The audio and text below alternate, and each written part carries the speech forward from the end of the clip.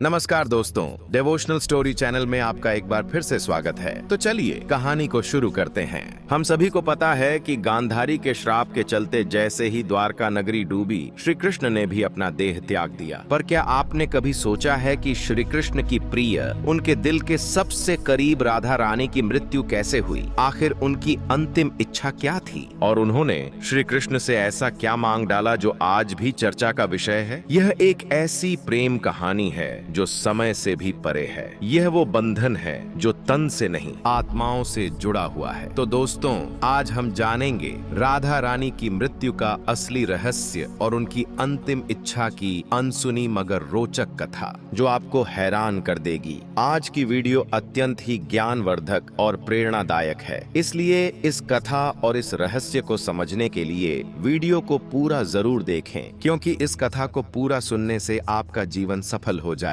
तो चलिए इस रहस्यमयी कथा को शुरू करते हैं। लेकिन उससे पहले अगर आप चैनल पर नए हैं तो वीडियो को लाइक करके चैनल को सब्सक्राइब जरूर कर लें और कमेंट में लिखें राधे राधे। बरसाने की वो पुरानी पगडंडियां जहां पर कभी श्री कृष्ण अपनी लीलाएं किया करते थे, आज भी वहां एक गूंज बाकी थी, प्रेम की, हंसी की, बांसुरी की और उस दुख की जिसने युगों से प्रेमियों को जिंदा रखा है। पर इस कहानी की शुरुआत न तो बरसाने की उन गलियों से होती है और न ही वृंदावन से। इस कथा की शुरुआत होती है एक कुंज से, जहां वृद्धा हो चुकी राधा अपने अंतिम समय की प्रतीक्षा कर रही थी। अब वह पुरानी वाली राधा नहीं रही, अब वह वृद्धा हो चुकी थी। उनका शरीर झुक चुका था, लेकिन आज भी उनका हृदय उसी किशोरी राधा का था जो केवल श्री कृष्ण के लिए धड़कता था। उनके चेहरे पर झुर्रियां आ चुकी थीं, लेकिन आज भी जब कोई बांसुरी बजाता तो उनके चेहरे पर रौनक आ जाती, एक हंसी सी छा जाती, मानो पुरानी यादें ताजा हो गई हों। कृष्ण जब मथुरा छोड़कर चले गए तब उनके वियोग में राधा ने न तो किसी से विवाह किया और न ही कहीं आश्रय लिया। वे अकेली ही वृंदावन के एकांत कुंज में रहने लगीं। उनका दिनचर्या हर दिन सामान्य रहता था। वे सूर्योदय के साथ उठती और यमुना के तट पर जाकर जल अर्पण करती, जिसके पश्चात वे वापस कुटिया में लौट जाती और दिन भर श्री कृष्ण के आने का इंतजार करती, मानो उन्हें पूरा विश्वास हो कि श्री कृष्ण एक दिन उनसे मिलने जरूर आएंगे। गाँव वाले राधा को साध्वी समझते थे। उन्हें उनके बारे में कुछ नहीं पता था। वे नहीं जानते थे कि वह कौन हैं और कहां से आई हैं। पर सभी को यह बात पता थी कि वह जो भी हो, अपना सब कुछ केवल और केवल श्री कृष्ण को ही मानती हैं। एक दिन राधा अपने दैनिक दिनचर्या के तहत यमुना के तट पर जल अर्पण कर रही थीं। तभी उन्होंने अचानक आसमान की ओर देखा। हवा में सन्नाटा सा छा गया और उनके हृदय में एक कंपी सी दौड़ गई, मानो पूरा ब्रह्मांड उन्हें कुछ कहना चाह रहा हो। और उसी दिन शाम को वे अपनी कुटिया के बाहर तुलसी के पौधे के पास बैठ गईं और उसे प्रणाम करते हुए कहा, अब मेरे जाने का समय आ गया है, पर मैं यूं ही नहीं जाऊंगी। मैं तब तक नहीं जाऊंगी जब तक स्वयं श्री कृष्ण मुझे विदा न कर दें। राधा ने कहा, मैं अपना देह तभी त्यागूंगी जब श्री कृष्ण अपने साक्षात रूप में मेरे सामने आएंगे और प्रेम से मेरा नाम पुकारेंगे राधे। उनकी यह इच्छा सुनकर गांव वाले चौंक गए और सोच में पड़ गए कि आखिर इतने बड़े राजा इस वृद्ध महिला से मिलने क्यों आएंगे। पर किसी ने भी राधा की भक्ति पर संदेह नहीं किया, क्योंकि उन्होंने जीवन भर सिर्फ प्रेम की परिभाषा को जिया था। उनके मन में श्री कृष्ण का अद्भुत प्रेम था और दूसरी तरफ द्वारका में बैठे श्री कृष्ण, जिनके पास सब कुछ था, पर फिर भी उनका दिल आज सूनापन झेल रहा था। कहते हैं न कि सब कुछ पाकर भी आदमी के पास कुछ नहीं होता। आज श्री कृष्ण की हालत भी वैसी ही थी, लेकिन उन्हें अब अंदर से एक खिंचाव सा महसूस हो रहा था। उन्होंने अपनी आंखें बंद की और राधा की पुकार उनके कानों में गूंज पड़ी। इस पल श्री कृष्ण की आंखों में आंसू थे,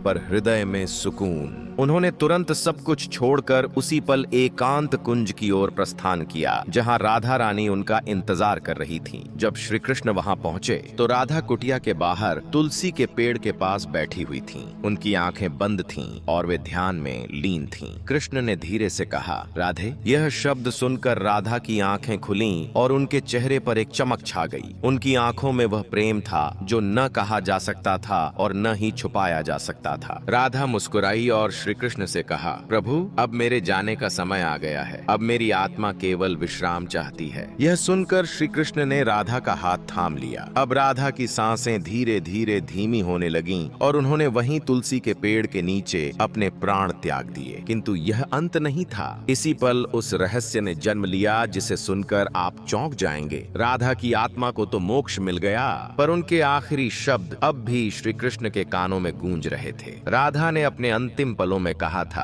प्रभु जब इस धरती से प्रेम का अर्थ मिटने लगेगा तब मैं फिर लौटूंगी। मुझे फिर जन्म लेना होगा, क्योंकि प्रेम जीवन का प्रमुख हिस्सा है और उसे मिटने नहीं दिया जा सकता। जहाँ राधा ने अपनी देह त्यागी थी, वहाँ एक नया पौधा उगा जो तुलसी से भी अधिक उज्जवल था, मानो कोई स्वर्गीय पौधा हो। गांव के लोग उसे राधा वृक्ष के नाम से पुकारने लगे और वहाँ पूजा पाठ करने लगे। पर किसी को नहीं पता था कि उस पौधे के नीचे एक रहस्य पल रहा था। वह रहस्य था राधा के पुनर्जन्म का, जो आपको चकित कर देगा। कई युग बीतने के बाद जब प्रेम का मूल्य घटने लगा और लोग सिर्फ वासना में डूबने लगे, तब बरसाने से कुछ दूर एक साधारण किसान के घर में एक कन्या का जन्म हुआ। उसका नाम ललिता रखा गया। पर यह कोई साधारण कन्या नहीं थी। वह बिना किसी के सिखाए ही बांसुरी की मधुर धुन बजा लेती थी। उसकी बांसुरी की आवाज सुनते ही पेड़ों के पत्ते हिलने लगते और पक्षी झूम उठते। गांव के लोग कहने लगे कि यह कोई साधारण लड़की नहीं, बल्कि किसी देवी का अवतार है। वे कहते, इसे देखकर राधा की याद आ जाती है। ललिता जब 7 साल की हुई तो एक दिन वह यमुना के किनारे बैठी थी। उसी वक्त एक संत वहां से गुजरे। उन्होंने ललिता को देखा और जब उसकी आंखों में झांका तो वे मंत्रमुग्ध हो गए। उन्होंने कहा, वही आंखें, वही चंचल मुस्कान, राधा तुम लौट आई।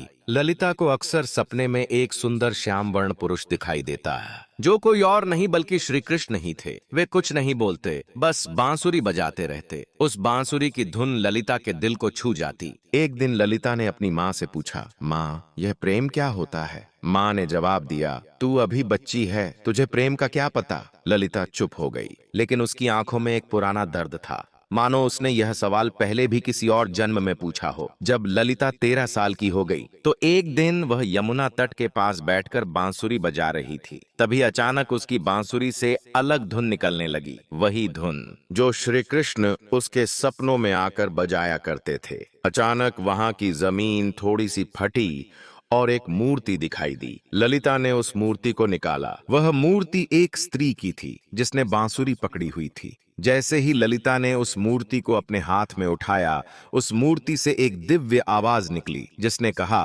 तुम लौट आई राधे। ललिता चौंक गई। आखिर यह कौन थी और क्यों उसका नाम राधे पुकारा जा रहा था? तो चलिए जानते हैं अब आगे की कथा, जो और भी रोमांचक और रहस्यमयी है। लेकिन उससे पहले अगर वीडियो अच्छी लग रही हो तो इसे लाइक करके कमेंट में राधे कृष्ण जरूर लिखें। उस दिन के बाद ललिता का व्यवहार बदलता जा रहा था। अब वह गहराइयों में सोचने लगी थी। वह जानना चाहती थी कि वह कौन है और उसका जन्म क्यों हुआ है। आखिर क्यों उसे प्रेम और कृष्ण जैसे शब्द इतने आकर्षित करते हैं। उसी दौरान एक संत हिमालय से कई वर्षों की तपस्या कर बरसाने लौट रहे थे। जब उन्होंने ललिता को देखा तो वे स्तब्ध रह गए। वह बोले, युगों पहले मैंने यही आंखें राधा की देखी थीं। कन्या, तुम इस युग की नहीं हो, तुम्हारा जन्म किसी उद्देश्य से हुआ है। ललिता ने पूछा, कौन सा उद्देश्य? तब उस तपस्वी संत ने अपनी आंखें बंद कर जवाब दिया, अभी के युग में प्रेम केवल एक शब्द बनकर रह गया है। तुम्हें उससे फिर से जीवन बनाना है। अब बरसाने की गलियों में एक नई कथा जन्म लेने वाली थी। दरअसल यह कथा नई नहीं बल्कि पुरानी थी, राधा के पुनर्जन्म की कथा। अब ललिता किशोर अवस्था में पहुंच चुकी थी। अब उसके मन में विचित्र सी बेचैनी थी, मानो कोई उसे पुकार रहा हो। रातों में ललिता यमुना के तट पर अकेले बैठती और उस अज्ञात पुरुष की कल्पना करती जो उसे सपनों में दिखाई दिया करता था। एक दिन ललिता ने अपनी माँ से पूछा, माँ क्या प्रेम बिना कहे भी हो सकता है? तब उसकी माँ ने जवाब दिया, बेटी सच्चा प्रेम तो वही होता है जो कुछ कहे बिना ही हो जाए। पर ललिता तो कुछ और ही सोच रही थी। उसका हृदय उस व्यक्ति के लिए धड़क रहा था जिससे वह कभी मिली भी नहीं थी। एक दिन उस स्वामी ने ललिता को अपने आश्रम में बुलाया और कहा, राधे अब समय आ गया है। कृष्ण इस युग में जन्म ले चुके हैं, पर इस युग में उन्होंने उन्होंने एक ब्राह्मण के रूप में जन्म लिया है और तुम्हें उन्हें ढूंढना पड़ेगा। यह सुनकर ललिता खुशी के मारे झूमने लगी, क्योंकि जिस पल का उसे इंतजार था वह आने वाला था। पर एक समस्या थी, ललिता श्री कृष्ण को पहचानेंगी कैसे? तब उस संत ने कहा, जब वे तुम्हारे सामने आएंगे तो तुम खुद ही उन्हें पहचान लोगी। पर ध्यान रखना, इस बार परीक्षा और भी ज्यादा कठिन होगी, क्योंकि अब युग बदल चुका है। अब तुम्हारा प्रेम व्यक्तिगत नहीं रहा, बल्कि तुम्हें लोगों और समाज का सामना करते हुए पूरे संसार को प्रेम का अर्थ समझाना होगा। अब श्री कृष्ण पुनर्जन्म ले चुके थे और एक नवयुवक साधु के रूप में थे, जिनका नाम अनंतानंद था, जो लोगों को उपदेश दिया करते थे। पर कोई नहीं जानता था कि असल में अनंतानंद है कौन। वे जब प्रवचन देते तो प्रेम की ऐसी वाणी बोलते कि लोग रो पड़ते थे। वे कहते थे, प्रेम केवल शरीर का नहीं बल्कि आत्मा का संबंध है। प्रेम का अर्थ ही है त्याग और समर्पण। पर अंदर से वे भी अधूरा सा महसूस करते थे। वे भी हर रात यमुना के तट पर जाकर बैठ जाते और उस अज्ञात स्त्री के स्वप्न में खो जाते। एक दिन संत के आदेशानुसार ललिता अपने माता पिता को प्रणाम कर अकेले ही अपने उस अज्ञात प्रेम की तलाश में निकल पड़ी। उसके हाथ में केवल एक छोटी सी बांसुरी थी और मन में दृढ़ निश्चय। वह गांव गांव घूमती, कभी कथा सुनती तो कभी कई साधुओं से मिलती, इस उम्मीद में कि उसे उसका प्रेम मिल जाए। पर किसी साधु में वह तेज नहीं था जिसकी तलाश ललिता को थी। एक दिन उसे एक वृद्ध महिला मिली, जिसने उससे पूछा, बेटी तुम इधर उधर क्यों भटक रही हो? तब ललिता ने कहा, मुझे किसी की तलाश है। उस वृद्ध महिला ने ललिता में राधा सा तेज देखा और उसे सुझाव दिया, बेटी तुम अपनी यह बांसुरी बजाओ, जो तुम्हारे लिए बना होगा वह स्वयं ही धुन सुनकर तुम्हारे पास खींचा चला आएगा। इसके पश्चात ललिता ऊंची पहाड़ी पर चढ़ी और अपनी बांसुरी बजाई। ठीक उसी पल कई मील दूर बैठे अनंतानंद की आंखें भर आईं। ललिता अब तक 8 गांव पार कर चुकी थी। हर गांव में वह अपनी बांसुरी बजाती, मगर अब तक उसे वह नहीं मिल पाया था जिसकी उसे तलाश थी। ललिता को अनंतानंद के आसपास होने का एहसास होता, मगर वह उन्हें ढूंढ नहीं पा रही थी। अब वह थक चुकी थी, जिसके बाद उसने प्रण लिया कि यदि अगली पूर्णिमा की रात तक उसे वह नहीं मिला तो वह यमुना में कूदकर अपनी जान दे देगी। उस दिन आखिरी बार ललिता ने बांसुरी बजाई। उसकी धुन वैसी ही थी जो किसी को अंदर तक भिगो दे। उसी पल हिमालय में बैठे अनंतानंद को वह ध्वनि सुनाई दी। उसे वह ध्वनि बहुत प्रभावी लगी, मानो उसने कई वर्षों बाद वही धुन सुनी हो जो उसे पुकार रही हो। अनंतानंद ने तुरंत ही हिमालय छोड़ दिया। ठीक उसी रात ललिता को फिर से स्वप्न आया, पर इस बार स्वप्न काफी अलग था। इस बार श्री कृष्ण और राधा यमुना के तट पर बैठे थे और राधा श्री कृष्ण से पूछ रही थी, प्रभु क्या इस बार भी मेरी प्रेम कहानी अधूरी रह जाएगी? कृष्ण ने कहा, नहीं राधे, इस बार संसार को तुम्हारे प्रेम की पूर्णता दिखाई देगी। इतना कहते ही ललिता का स्वप्न टूट गया। ललिता के मन में एक नई उम्मीद जाग उठी थी। अब वह उस जगह पहुंची जहां अनंतानंद पहुंचने वाले थे, वृंदाधाम। यह कोई आम स्थान नहीं था। कहते हैं कि इसी स्थान पर राधा ने कृष्ण को आखिरी बार देखा था और एक शिला को छूकर प्रण लिया था कि जब तक उसकी प्रेम कहानी पूर्ण नहीं हो जाती वह लौटती रहेगी। उस समय वृंदाधाम में एक कथा हो रही थी और उस कथा के वाचक कोई और नहीं बल्कि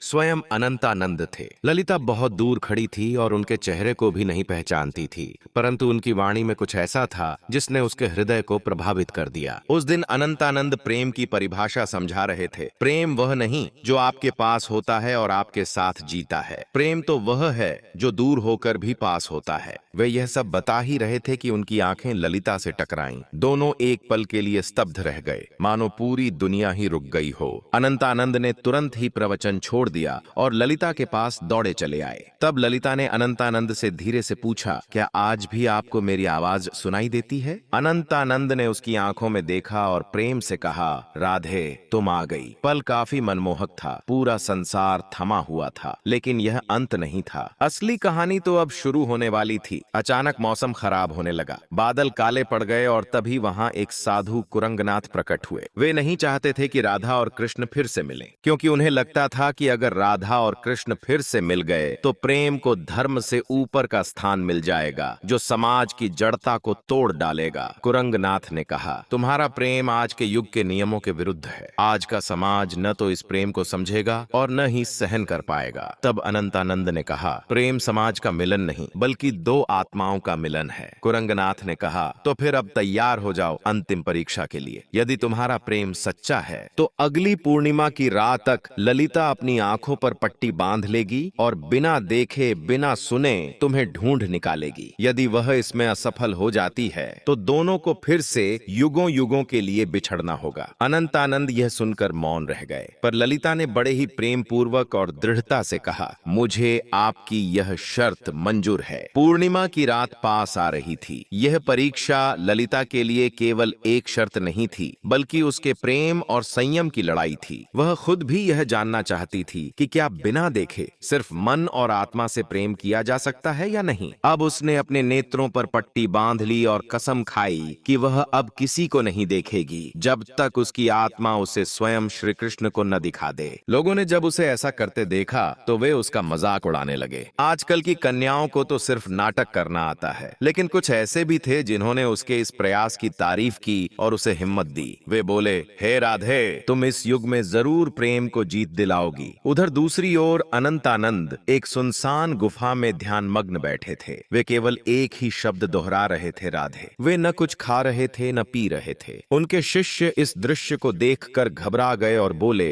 गुरुदेव, यदि ऐसे ही चलता रहा तो आप जीवित नहीं बचेंगे। तब अनंतानंद ने मुस्कुराते हुए उत्तर दिया, मेरे प्राण तो केवल राधे में बसते हैं। इतना कहकर उन्होंने अपने शिष्यों को आदेश दिया कि यदि ललिता उनके बारे में पूछे तो न उनका चेहरा बताया जाए न ही उस स्थान का पता दिया जाए जहां वे ध्यान कर रहे हैं। वे भी जानना चाहते थे कि क्या इस युग में भी राधा केवल अपनी आत्मा की पुकार से उन्हें ढूंढ पाएगी। इधर ललिता अपनी आंखों पर पट्टी बांधे गांव गांव भटक रही थी। वह अनेक साधुओं से मिलती और पूछती, क्या आप अनंतानंद हैं? पर उसे कुछ हासिल नहीं हो रहा था। कुछ साधुओं ने तो यहाँ तक झूठ बोलने की कोशिश की कि मैं ही अनंतानंद हूँ, पर ललिता का हृदय उन्हें पहचान जाता। उनकी आवाज में वह भाव नहीं था, न ही वह तेज था जो केवल आत्मा से पहचाना जा सकता है। एक बार एक साधु उनके पास आया जिसमें गजब का तेज था और जिसकी वाणी अत्यंत मधुर थी। उसने ललिता से कहा, मैं ही अनंतानंद हूँ। यह सुनकर ललिता एक पल के लिए डगमगा गई, पर तुरंत ही उसे एहसास हो गया और उसने उस साधु से कहा, आप में तेज तो काफी है, पर आप वह आत्मा नहीं हैं जिसकी मुझे तलाश है। उसी क्षण उस साधु ने अपना भेष बदल लिया। दरअसल वह कुरंगनाथ ही था जिसने भ्रम फैलाने के लिए ऐसा किया था। अब कुरंगनाथ ने क्रोध में कहा, तू अब तक नहीं टूटी? आखिर किस प्रेम की बात करती है तू? इतना सुनकर ललिता ने कहा, मेरा प्रेम इस युग के बंधनों से मुक्त है जिसे शब्दों में समझाना असंभव है। यह सुनकर कुरंगनाथ वहां से चला गया। अब ललिता उस गुफा के पास पहुंच चुकी थी जहां अनंतानंद ध्यान मग्न थे। ललिता धीरे धीरे गुफा के अंदर गई और अंत में उसे वहां किसी के होने का आभास हुआ जिससे दिव्य तेज निकल रहा था। ललिता ने उन्हें पहचान लिया और उनके पास जाकर अपनी बांसुरी उनके पैरों में रख दी और कहा, मैं आपको देख नहीं सकती, पर मेरा हृदय काफी जोर से धड़क रहा है। क्या आप वही हैं जिनकी मुझे तलाश है? अनंतानंद ने बांसुरी उठाई और उसे बजाया, वही धुन जो ललिता को यमुना तट और अपने सपनों में सुनाई देती थी। फिर अनंतानंद ने उसकी पट्टी खोली और कहा, राधे, इस बार भी तुमने मुझे तन से नहीं केवल अपने मन और आत्मा से पहचान लिया। वे दोनों रो पड़े। उनकी आंखों में कई सालों की थकान थी जो अब मिट रही थी। तभी वहां एक साधु आए और उन्होंने कहा, राधा और कृष्ण, तुम्हारा प्रेम संपूर्ण तभी माना जाएगा जब यह समाज इसे स्वीकार करेगा। जब इस समाज के सामने तुम्हारा प्रेम सत्य और पवित्र सिद्ध हो जाएगा तभी तुम्हारा मिलन सफल होगा। राधा ने कहा, प्रेम तो किसी समाज के बंधन से मुक्त होता है, उसे किसी के प्रमाण की जरूरत नहीं। लेकिन तभी अनंतानंद ने उसे समझाते हुए कहा, राधे, अब युग बदल गया है। अब यह समाज प्रेम की परिभाषा भूल चुका है। इतना कहकर अनंतानंद ने उस साधु से पूछा, आप ही बताइए कि हमें क्या करना होगा। उस साधु ने कहा, तुम्हें इस राज्य की राजसभा में सभी के सामने अपने प्रेम को स्वीकारना होगा। तुम्हें वहां राजा, पंडित और प्रजा सभी को यह बतलाना होगा कि एक ब्रह्मचर्य साधु और एक साध्वी भी प्रेम के बंधन में बंधकर धर्म के मार्ग पर चल सकते हैं। अगले दिन वे दोनों राजसभा में उपस्थित हुए। राजा ने कहा, हम यह क्या सुन रहे हैं कि एक साधु ने ब्रह्मचर्य को तोड़ा है? इतना सुनकर अनंतानंद ने उत्तर दिया, महाराज, मैंने कोई नियम नहीं तोड़ा, मैंने तो केवल अपने प्रेम को अपनाया है। तब अनंतानंद ने प्रेम को समझाते हुए कहा, प्रेम कोई काम वासना नहीं है, प्रेम तो आत्मा का मिलन है। जब आज से कई युग पहले राधा और कृष्ण ने प्रेम किया था, तब भी समाज ने यही कहा था, और जब वे जीवन भर समाज के कारण एक दूसरे से अलग रहे, फिर भी समाज चुप रहा। इतना कहते ही ललिता भी आगे बढ़कर बोली, मैंने केवल इन्हें तन से नहीं बल्कि मन से भी चाहा है, और अपने प्रेम को साबित करने के लिए मैंने कड़ी परीक्षा भी दी है। और इसी दौरान ललिता ने कुरंगनाथ की वह कठिन परीक्षा के बारे में सबको बताया। इतना सुनकर राजा और सभा मौन रह गए। सब राजा के फैसले का इंतजार कर रहे थे। राजा ने कहा, जब मैं छोटा था तब मेरी माँ मुझे राधा और कृष्ण की अमर प्रेम कहानी सुनाया करती थी, और जब मैं उनसे पूछता कि आखिर उन्होंने विवाह क्यों नहीं किया, तो मेरी माता चुप रह जाती थीं। आज जाकर मुझे यह बात समझ में आ रही है कि विवाह तो समाज का नियम है, पर प्रेम आत्मा का। इसीलिए मैं इस प्रेम को स्वीकार करता हूँ। तब से प्रेम की एक नई परिभाषा लिखी गई, और कई युगों पश्चात राधा और कृष्ण का मिलन फिर से संपूर्ण रूप से हो पाया। दोस्तों, अब हमारी कथा यहीं पर समाप्त होती है, लेकिन अगर आपको यह कथा अच्छी लगी हो तो कृपया वीडियो को लाइक करें और चैनल को सब्सक्राइब कर लें। यह आपके लिए तो एक पल का काम है, पर इससे हमारी काफी मदद हो जाती है। धन्यवाद। जय माता दी।